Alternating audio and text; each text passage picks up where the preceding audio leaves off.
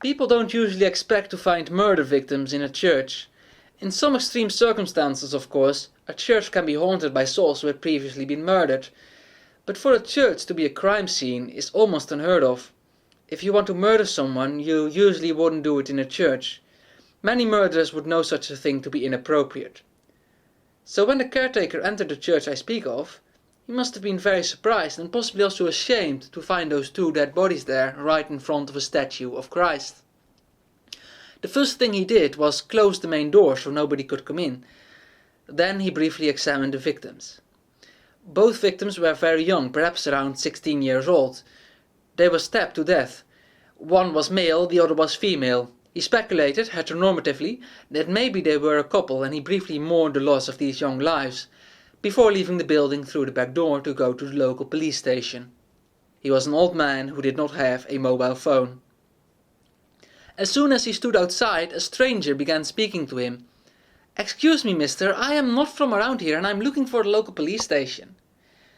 Obviously, the caretaker thought that was a bizarre coincidence, but he tried not to show his amazement and calmly he said, "I am headed to the police station myself." He was unsure whether or not to mention the fact that there were two dead bodies in the church. Luckily, the stranger did not ask why he was headed to the police station. The caretaker also did not ask what the stranger's business was, though he was curious. When they arrived at the police station, they were greeted by one single police officer. The caretaker decided to let the stranger speak first, and the stranger did. "I am here to report an illegal execution," he said. The police officer and the caretaker gave each other a confused look. "I illegally killed two people." "People?" "Humans." The police officer's brain was processing the word humans.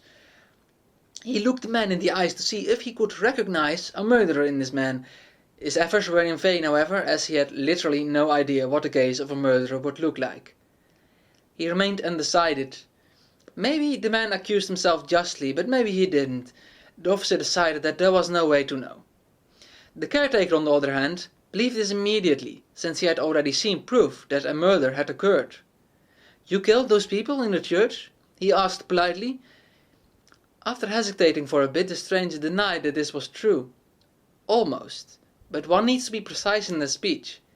I didn't exactly kill those kids. I executed them. I gave them what they rightfully deserved." The police officer gave the caretaker a puzzled look that warranted a reply.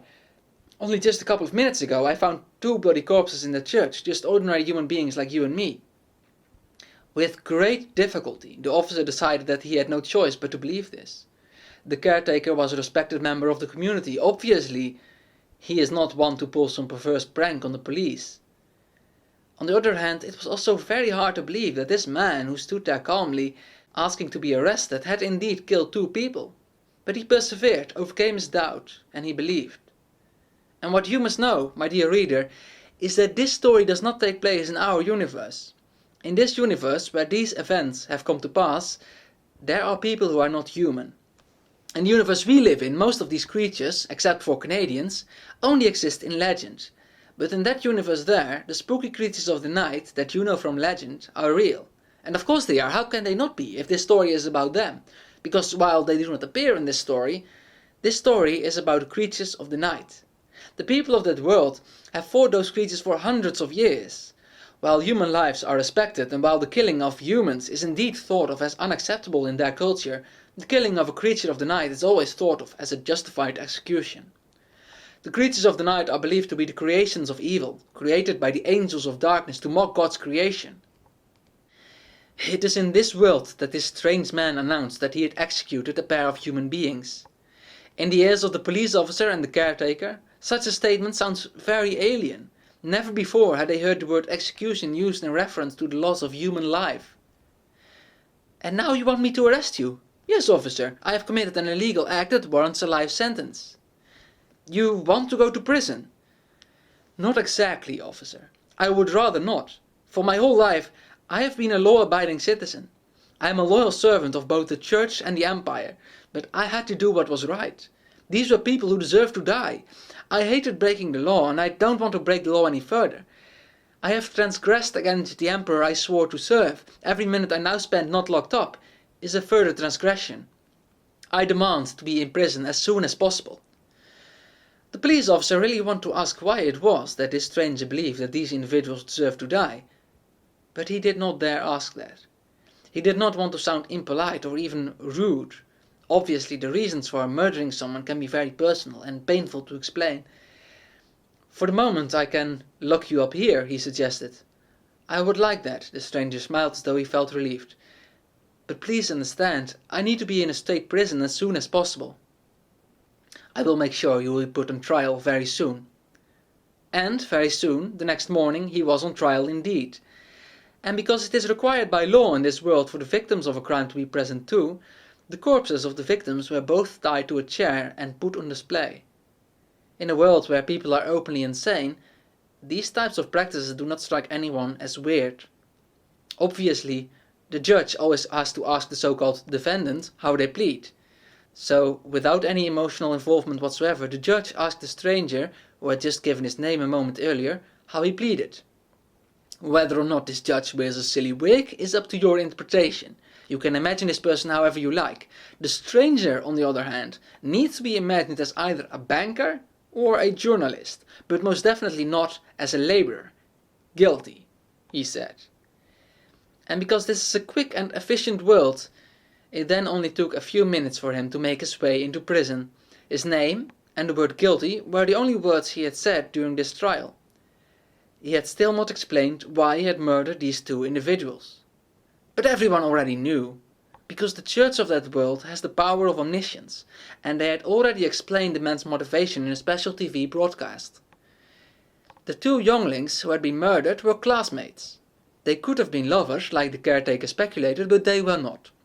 Obviously, they could have become lovers if they were left alive, but since they died without explicitly loving one another, their hypothetical love would forever remain merely an unfulfilled potential.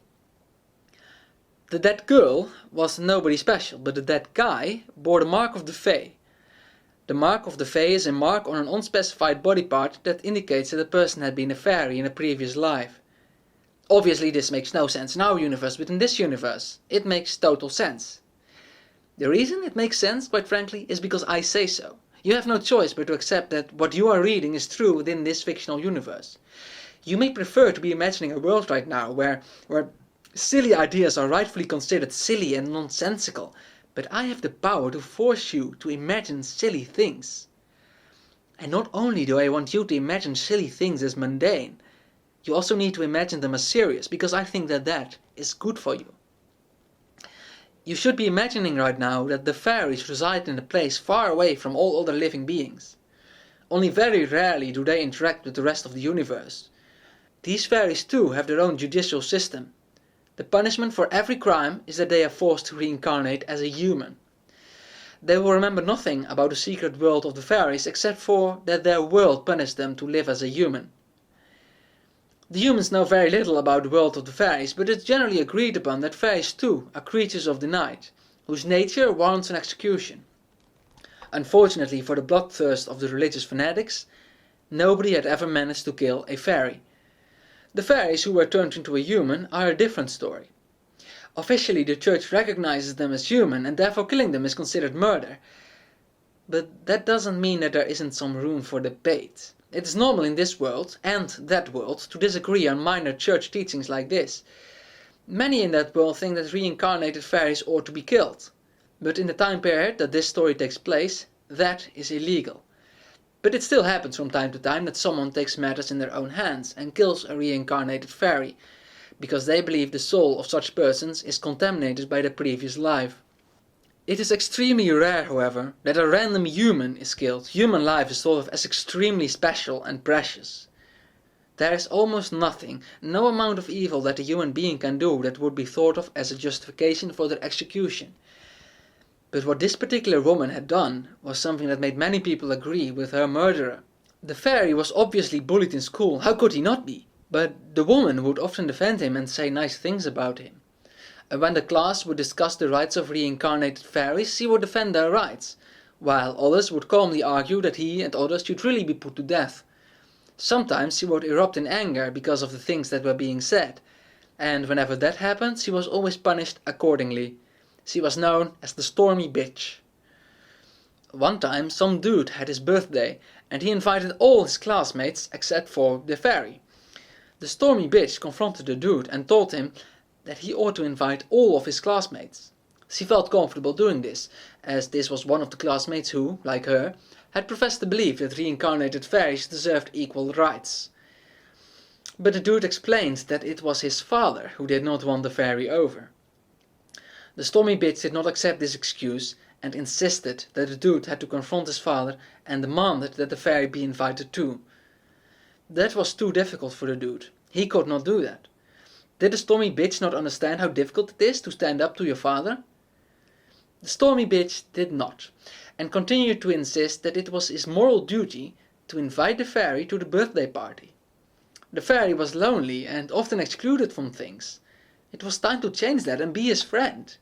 That was their responsibility as classmates. But the dude disagreed. He did not think that it was their responsibility. "Not my circus, not my monkeys," he said. "That he is lonely is not my fault, and it is not my responsibility to fix his problems."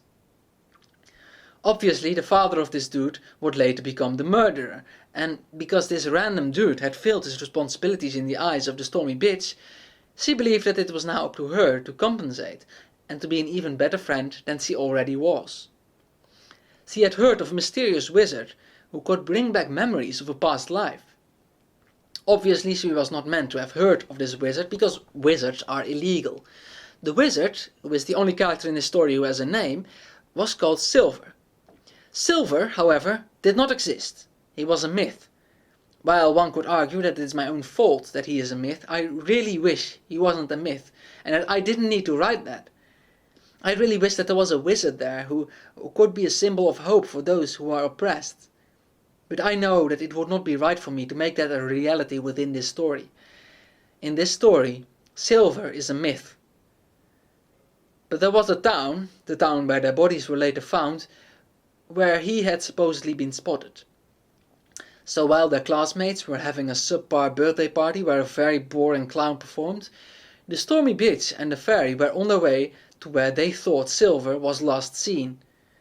The murderer noticed that the stormy bitch did not show up to the birthday party, and he asked his son, the dude, if he knew where she was. Obediently, he said that he didn't know. But he confessed that he knew why she did not show up. He told his father that she did not think it was fair that the fairy was not invited. The murderer nodded and immediately laid a curse on her. He prayed to God and asked him to grant him knowledge to find the bitch and the fairy so he could deal with them. Less than an hour later, the murderer boarded the same train that the two cursed teenagers had boarded that same morning. On the train he briefly communed again with what he called God, and he became certain that he was on his way to them. He found them in the church. They were kneeling before the statue. The murderer saw, and whatever was left of his doubt now disappeared. He had become completely certain of his holy mission. What he saw was something that he perceived as blasphemy, for he knew that Christ was on his side and not theirs. He took his knife and killed them. Many years later, there would be another emperor who would give him clemency, and another pope who declared him a saint. Because he was not merely a murderer, he was a murderer who was ahead of his time. For us in Europe, it has been a while since religious violence was normal. Nowadays, religious violence can only come from the outside, or so people think. Because we are no longer religious. We have abandoned God, and that is thought to protect us from religious violence and oppression. You may disagree, but verily I say unto you, of those monster hunters who shouted the words "No God and no Master," the bloodthirst was unlike anything that had come before.